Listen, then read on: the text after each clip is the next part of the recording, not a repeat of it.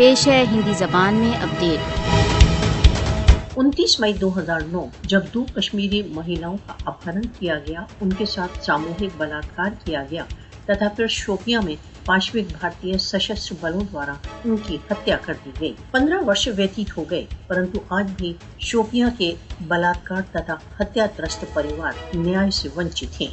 शोपियां की बलात्कार तथा हत्या की दुर्घटनाएं भारत द्वारा अवैध रूप से अधिकृत जम्मू कश्मीर में भारतीय सशस्त्र बलों के भीषण अत्याचारों के प्रत्यक्ष प्रमाण हैं।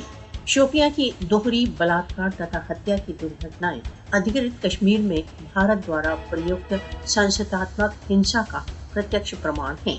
कश्मीरियों के स्वतंत्रता संघर्ष को कुचलने के लिए भारतीय सशस्त्र बल कश्मीरी महिलाओं को आतंकित करते हैं, टॉर्चर करते हैं तथा उनके साथ बलात्कार करते हैं। भारत द्वारा अवैध रूप से अधिकृत जम्मू कश्मीर में 1990 से अब तक 11,263 बलात्कार, सामूहिक बलात्कार तथा दमन की दुर्घटनाओं के समाचार मिल चुके हैं।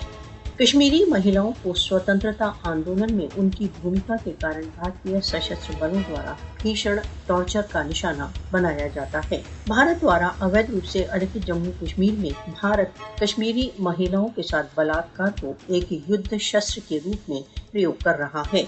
भारत कश्मीरियों को अपमानित तथा आतंकित करने के लिए बलात्कार को एक युद्ध शस्त्र के रूप में प्रयोग करता है।